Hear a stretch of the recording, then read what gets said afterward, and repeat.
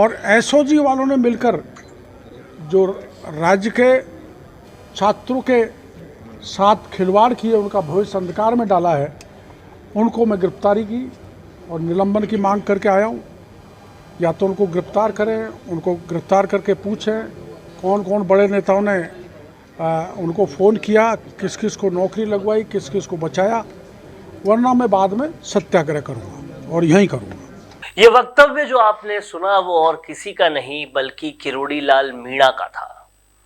इस वक्तव्य को देखकर लगता है कि जब पूर्व मुख्यमंत्री अशोक गहलोत की सरकार थी तो विपक्ष की सबसे बड़ी भूमिका भी किरोड़ी लाल मीणा ही निभा रहे थे, और अब जब बीजेपी की सरकार है तो ऐसा लगता है कि सत्ता की जो भूमिका होनी चाहिए वो भी सबसे ज्यादा किरोड़ी लाल मीणा ही निभा रहे हैं।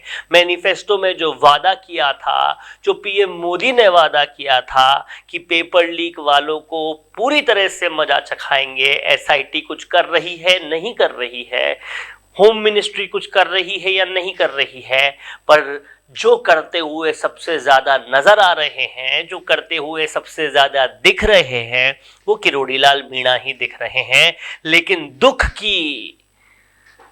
की सबसे ज्यादा पीड़ा की बात यह है कि इतने कद्दावर इंसान को भी, जो बीजेपी को सत्ता में लाने के लिए सबसे बड़ी भूमिका निभा रहे थे, ये कहना पड़ रहा है कि अगर कुछ एक्शन नहीं हुआ कांग्रेस के इन तमाम मंत्रियों पर और एसओजी के उन तमाम अधिकारियों पर जो इन्वॉल्व है, जिनके सबूत में देकर आया हूं, तो मुझे सत्याग्रह करना पड़ेगा। सवाल सबसे बड़ा यह उठता है कि जिस वजह से बीजेपी सत्ता में आई कि पेपर लीक करने वालों पर सबसे कड़ी कार्रवाई करेंगे, कांग्रेस के उन मंत्रियों को बख्शेंगे नहीं जो इस कृत्य में इन्वॉल्व थे, उस काम के लिए भी किरोड़ी लाल मीणा को सत्याग्रह करने की बात करनी पड़ रही है। जिस वजह से मुख्यमंत्री भजनलाल शर्मा की सबसे ज्यादा तारीफ हो रही थी कि उन्होंने आते ही पेपर लीक के खिलाफ एसआईटी बना दी, लेकिन उसके बाद अब तक कोई एक्शन नहीं हुआ। उस एक्शन को लेने के लिए किरोड़ी लाल मीणा को सत्याग्रह की बात करनी पड़ रही है। सवाल यह उठता है कि खुद के मंत्री को, क्योंकि अभी तक बीजेपी ने इस्तीफा मंजूर किया नहीं है, बीजेपी के कैबिनेट मंत्री को अपनी सरकार से काम करवाने के लिए सत्याग्रह की बात क्यों करनी पड़ रही है? क्या ये वही एपिसोड तो रिवाइंड नहीं हो रहा जो कहीं ना कहीं पिछली कांग्रेस सरकार के पूर्व डिप्टी मिनिस्टर सचिन पायलट को भी अपनी सरकार में रहते हुए सत्याग्रह करके करना पड़ा था? और यकीन मानिए तो वो वजह भी पेपर लीक थी। उन वजहों में से एक भी पेपर लीक था। क्या किरोड़ी लाल मीणा राजस्थान की भाजपा सरकार के सचिन पायलट तो नहीं हो रहे हैं? इन सवालों का जवाब हर जनता का वो बाशिंदा पूछ रहा होगा जो किरोड़ी लाल मीणा की ऐसे वक्तव्य देख रहा होगा कि जिसने सबसे ज्यादा धरने किए, जिसने सबसे ज्यादा जनता के साथ उनकी पीड़ा को देखा, सहा, उनके साथ रहा, उसे उनका काम करवाने के लिए सत्याग्रह करना पड़ रहा है। वो भी तब जब वो खुद उस सत्तारूढ़ दल का सदस्य, उस कैबिनेट का मंत्री है जो अभी सत्ता में है।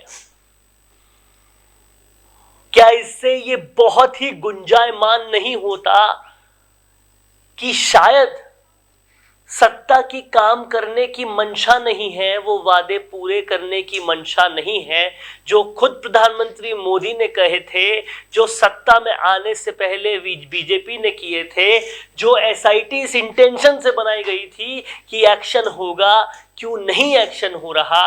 और क्यों किरोड़ी लाल मीणा जैसे कद्दावर राजनीतिज्ञ को सत्याग्रह की बात करनी पड़ रही है?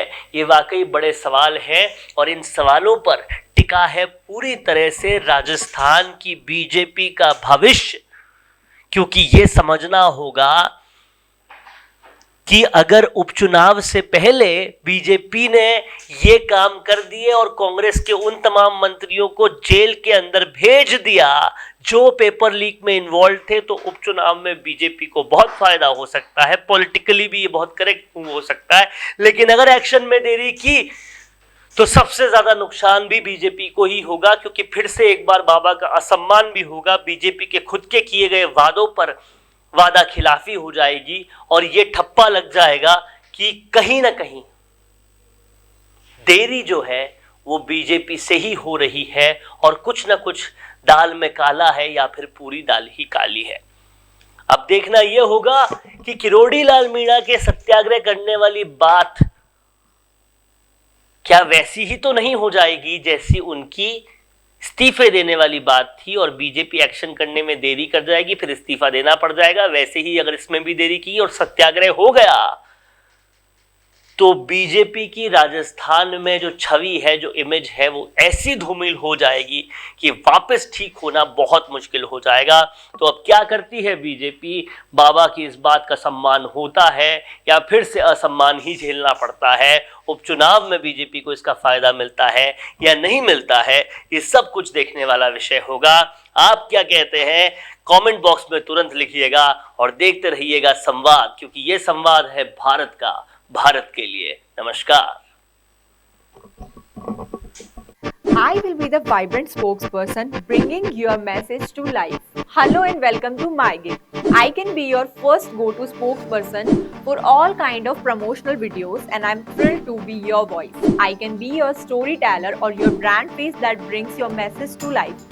With a background in acting and modeling, I can play different roles or take up any character that syncs with your requirement and bring authenticity to your video.